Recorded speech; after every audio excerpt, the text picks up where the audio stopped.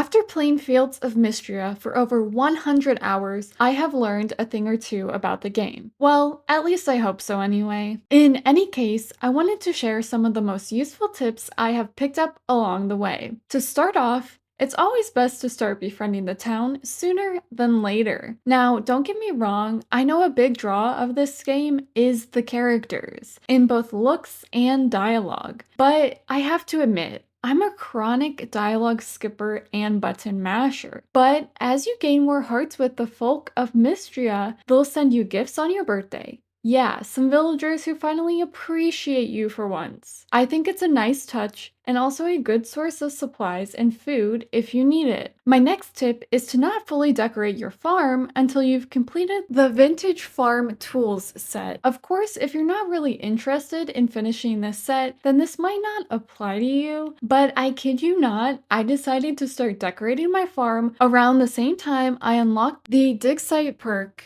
Former Farmers, and my farm has suffered for it. Since buildings, decorations, trees, and even some tall plants aren't transparent when you walk behind, your sole dig site might be hidden, and then you're left with only one option: destruction. And let me tell you, once you finally finish that set, you'll be way less motivated to fix all the damage you've done to your farm. So, fair warning. Speaking of your farmland, my next tip is to plant crops specifically for your farm animals. Personally, I like to choose a crop that regrows so I don't have to constantly replant them throughout the season. But if you do plant some crops near your barns and coops, your animals will actually eat the plants. As a result, they'll be happier and you'll get more shiny beads. It's a win-win. Keeping with the tips on animals, let's talk about breeding. I want to say it's easier than what you might think at first. I know I was overwhelmed when I first picked up the game, and I kind of just hope for the best with my breeding results. Don't get me wrong though, this method can work, but you'll save yourself a lot of time if you go into breeding at least a little prepared. From what I've gathered, there's 6 different tiers for each type of animal. At first, you'll be able to buy a tier 1 animal, and you'll be able to breed 2 tier 1s, and you're likely to get a tier 2, but you could also get a tier 1 animal. This works for all the tiers, as in you breed any 2 animals with the same tier and you're more likely to get the next tier, but you do have the possibility to stay at the same tier as the parents. Now, of course, you could breed a tier 1 and tier 6 together, but I found for more reliable and predictable results, you should stick with similar tiers. Unless you thrive on chaos, then completely disregard this tip.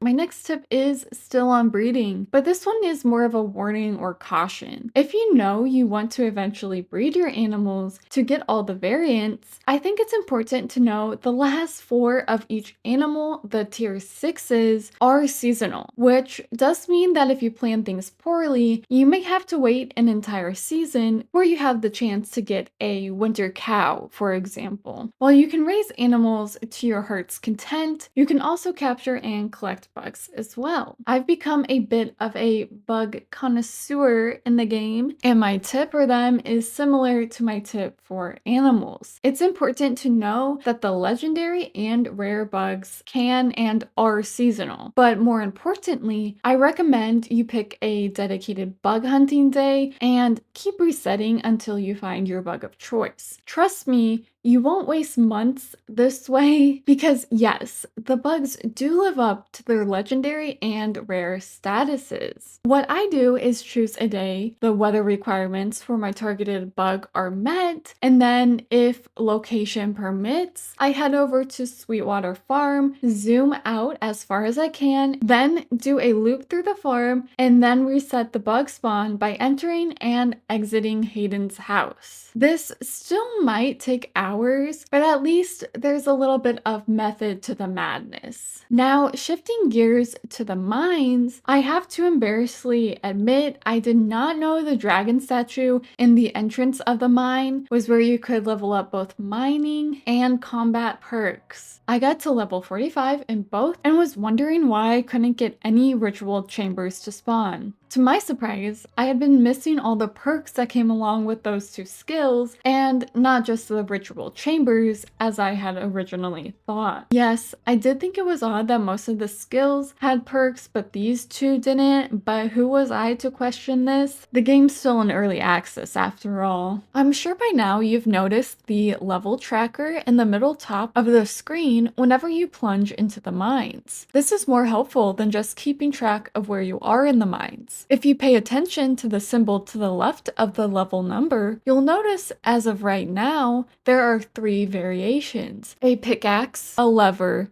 and a monster. These icons are not just for show. The pickaxe means you need to use your pickaxe to find the ladder to the next floor, while the lever means you need to do just that. Pull a lever for the ladder to open. For the monster icon, it means you have to defeat the monsters for the way down to appear. I've had it both where the monster will spawn the ladder, and I've had it where once all the monsters on the level have been defeated, a ladder will appear by pickaxing the nearby rocks. So make sure to pay attention to this icon. For the most part, this tip does ring true, but there are some times where I have encountered the monster icon and didn't have to defeat any monsters to get to the next level. Another helpful tip for the mines is that you don't actually need to carry your shovel with you. Instead, you can just use your pickaxe at any artifact spot and it will dig up the spot just the same as a shovel, which can save some backpack space. But if you're like me, you'll use the pickaxe